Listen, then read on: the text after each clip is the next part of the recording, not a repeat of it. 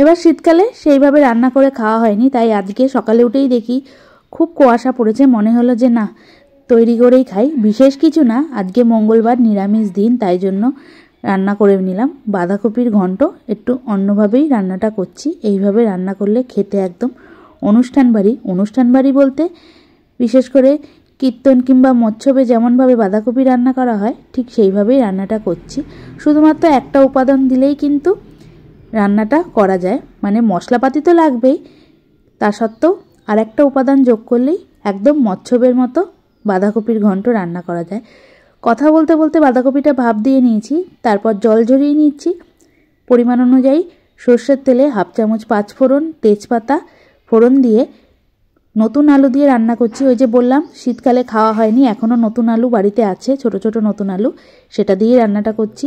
আলুগুলো কিছুক্ষণ ভেজে নেওয়ার পর একটা বড় সাইজের টমেটো কুচি দিয়ে দিলাম। টমেটো কুচি দেওয়ার পর স্বাদ অনুযায়ী লবণ, তারপর 1 চামচ জিরে গুঁড়ো, 1.5 চামচ ধনে গুঁড়ো দিয়ে বেশ খানিকক্ষণ মতো কষিয়ে নিচ্ছি। আর আদা বাটাও দিয়েছি।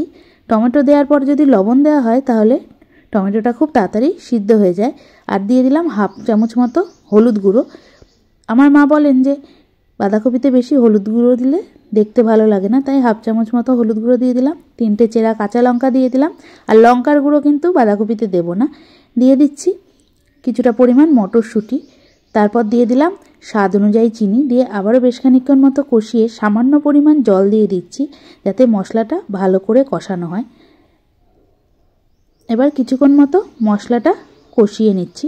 মশলাটা কষানো হয়ে গেছে, তেল বার হতে শুরু করে দিয়েছে। এবার ভাপ দিয়ে রাখা বাঁধাকপিগুলো দিয়ে খুব ভালো করে মশলার সঙ্গে মিশিয়ে নেব। তোমরা হয়তো ভাবছো এই রান্না তো সবাই করে। হ্যাঁ, অবশ্যই সবাই করে।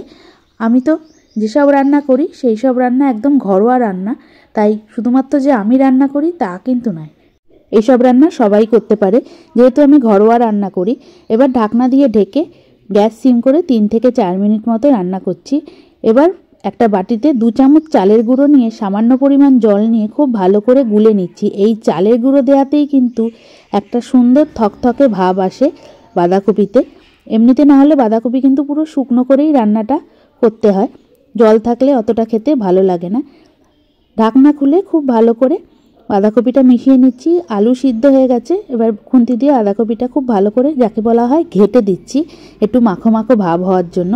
আর যেই চালের গুঁড়োটা জলে ভিজিয়ে রেখেছিলাম সেই চালের গুঁড়োটা দিয়ে দিচ্ছি। চালের গুঁড়ো দেওয়ার জন্য কিন্তু একটা থকথকে ভাব আসবে, সেটা তোমরা দেখলেই বুঝতে পারবে।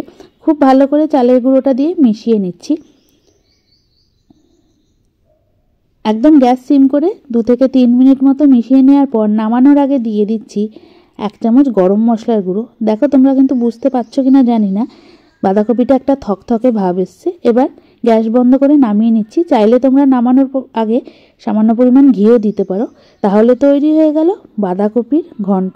আশা করছি রেসিপিটা তোমাদের ভালো লাগলো।